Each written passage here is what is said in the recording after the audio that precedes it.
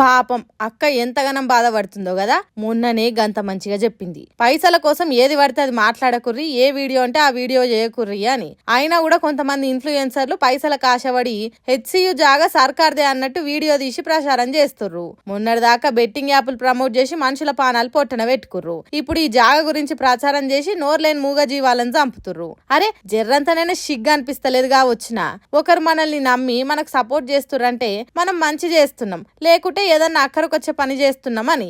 అంతేగాని పైసలకు అమ్ముడు పోయి ఏదంటే అది ఆలోచన లేని పనులు చేస్తే ఇన్ఫ్లుయెన్సర్లు అనిపించుకోరు అనుకుంటా ఓ దిక్కు బాధపడుకుంటానే ఇంకో దిక్కు పొట్టు పొట్టాడుచుకుంది. ఈ అక్క కథ ఇట్లుంటే గిక్కడి నుండ్రి. Sorry for that. నిజంగా నాకు ఒక విషయం ఓపెన్ గా చెప్తున్నాను సార్, నాకు ఏ నాలెడ్జ్ లేదు పాలిటిక్స్ లో. నేను చాలా నార్మల్ గా ఉంటా. అండ్ ఇంకోటి ఏంటంటే, నాకు తెలియకుండానే ఆ వీడియో గురించి నేను ఎంక్వైరీ చేయలేదు. ఫస్ట్ ఆఫ్ ఆల్ ఎంక్వైరీ చేయాల్సిందే ఎవరు లేకుండా. నేను ఓకే ఖాళీగా ఉన్న వీడియో వచ్చింది చేసేద్దాం అంతవరకు ఉంది నా మైండ్ లో తప్ప నేను అంత విధంగా ఆలోచించలేదు. అండ్ వాళ్ళకి నేను మరీ అడిగాను, దీనివల్ల ఏమైనా ఇష్యూస్ వస్తాయా, దీనివల్ల ఏమైనా పొలిటికల్ గా నాకు ఏమైనా ప్రెషర్ ఉంటుందా, ఏమైనా మీడియా నుంచి ఏమైనా ప్రెషర్ అవుతుంది, ఏమైనా నెగిటివ్ వస్తుందా అంటే లేదమ్మా ఏది రాదు, ఇదంతా జెన్యూన్, ఇదే జెన్యూన్, ఇదే అని చెప్పి వాళ్ళు గట్టిగా చెప్పేసరికి నేను ఏ ఎంక్వైరీ చేయకుండా వీడియో చేసి రిలీజ్ చేశాక నా కామెంట్ చదివాక దాని తర్వాత నేను యూట్యూబ్ లోకి వెళ్ళి హెచ్సిఈ గురించి అప్పుడు ఎంక్వైరీ చేస్తే నాకు ఇదంతా విషయం తెలిసింది. గణపతి కాడ డాన్స్ చేసుకుంటా ఒక్క స్టెప్ తోని ఫేమస్ అయ్యి ఇప్పుడు సోషల్ మీడియాను షేక్ చేస్తుందిగా సుష్మా భూపత్ అనే గీమే.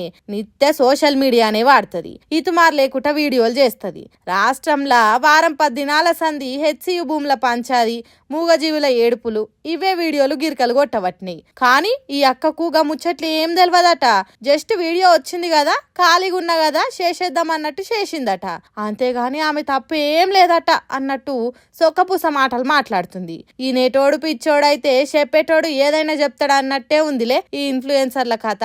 పాపం ఆ నోర్లేని జంతువుల ఏడుపు కూడా ఇనొస్తలేదా, భయంతోని అవి వెడుతున్న పరుగులు కూడా కానొస్తలేదా వీళ్ళ పాపపు కండ్లకు. పైసల కోసం ఏమన్నా చేస్తారా, తూ మీ బతుకులు చెడా. మిమ్మల్ని ఫాలో అవ్వడు మా తప్పు అనుకుంటా ఎవరైతే ఇలా వీడియోలకు లైకులు కొట్టి లేపిర్రో వాళ్ళే పిచ్చి బూతులు తిట్టుకుంటూ అరుచుకుంటారు ఇప్పుడు సోషల్ మీడియాలా. జర ఎవరో చెప్తారని కాకుండా ఏదన్నా వీడియో పెట్టే ముందు ఆలోచన చేసుకోర్రి. అది 10 మందికి ఉపయోగపడేటట్టు ఉండాలి గాని నాశనం అయ్యేటట్టు ఉండొద్దు. గుర్తుపెట్టుకోర్రి బాగా.